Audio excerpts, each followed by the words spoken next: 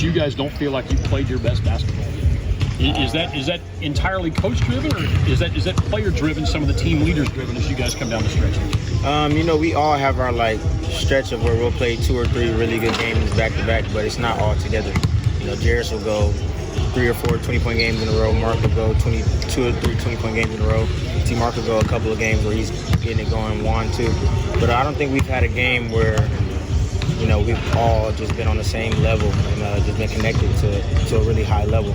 I think our only example of that is that Temple second half, where we all clicking on a high level. So I think our best basketball is ahead of us. And how do you get there? That's the magic question. Just keep working at it? Yeah, just keep going. We're starting to play a lot better with each other. We're starting to play a lot harder. So key for us is just giving effort every night and trying not to play good, just trying to play hard.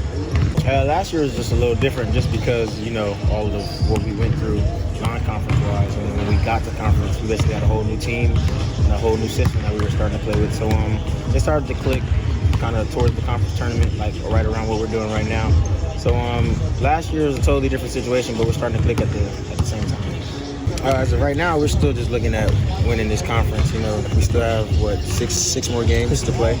So anything can happen in that time, so we're just going to focus on that as of right now. Last year, and I think maybe the year before, this place, Moody, hasn't been the easiest place to play. Is that sort of reminders that keep y'all on that straight path that, things can change, you can slip up, somebody can beat you any night? Yeah, take for instance, last year we started that game off, I think 15-2. Mm-hmm. They came back and beat us in the last minute, and we lost by, I think, 4 or 3. But that's a hard place to win at, and that's a hard place to just go into because that environment is really different. So, there's a lot of places in this league. So, we just got to keep being together and keep staying on the right path. I know you're supposed to be, taking it one game at a time, and Coach Sampson's going to keep you guys locked in. But how hard is it to not take a peek at maybe what seedings or where you guys might go come March round as you get closer towards that time of year? I feel like taking it that one game at a time makes it easier for us to not think about that because, once you're taking it one game at a time, it'll take care of itself. So just focus on the next game at hand. If you keep doing that, you'll get to that point eventually. So it'll take care of itself.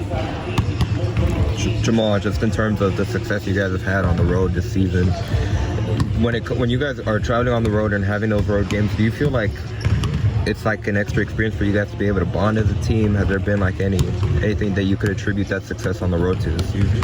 I feel like we understand that on the road we're all we have. Where we've been in those hostile environments, we've been highly ranked, so it's been a very large crowd every time we go somewhere. So we realize that we're all we have, and we know how to fight back. We see it. It's just a testament to how good everybody else is playing and how hard they're playing.